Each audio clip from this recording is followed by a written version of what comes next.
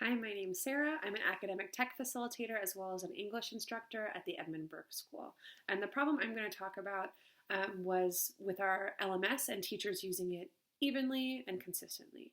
So all teachers were using it, but some teachers would post nightly assignments. Some teachers would post like a week assignment sheet in the beginning of the week.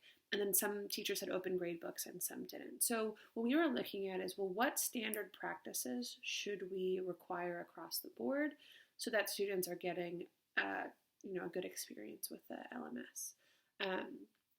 But there's so many features on an LMS. So the question is, well, what do we make standard practice and what do we make optional? So, and what also might we recommend as best practices? So what we did is we started on sort of a really big information collection project. We started with the students. So we used just a Google form to survey them. What helped them the most in the LMS? What did they find most helpful? What were most of their teachers already using? What do they wish we were doing differently? So we started with that. We then did focus groups asking similar questions. And both of these, the survey and the focus groups, were really illuminating and very helpful. So we then met with learning specialists to find out more about what they thought was missing, both for their students, but also for the student support team, and what they felt was also developmentally appropriate. Finally, we came up with some standard practices and did a focus group with faculty and pitched it to them and what they thought about it. And then we unrolled it the next year. So what I learned from this process, and it's been successful so far. What we learned basically was that most teachers were already doing the things that would be most useful for students, and that we needed to make sure we were providing targeted support to the teachers for whom it would be a more challenging transition.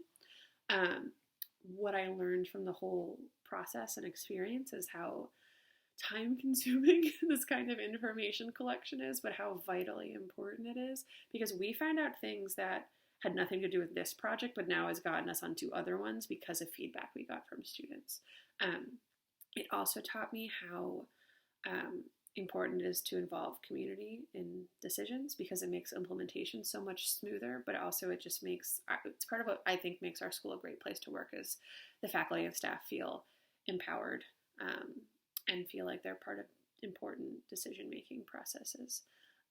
So that just makes the school a more pleasant place to work. And that's actually the one thing I would do differently is I would have also brought it to departments instead of just the focus group. We did one faculty focus group because some faculty members felt left out of the process.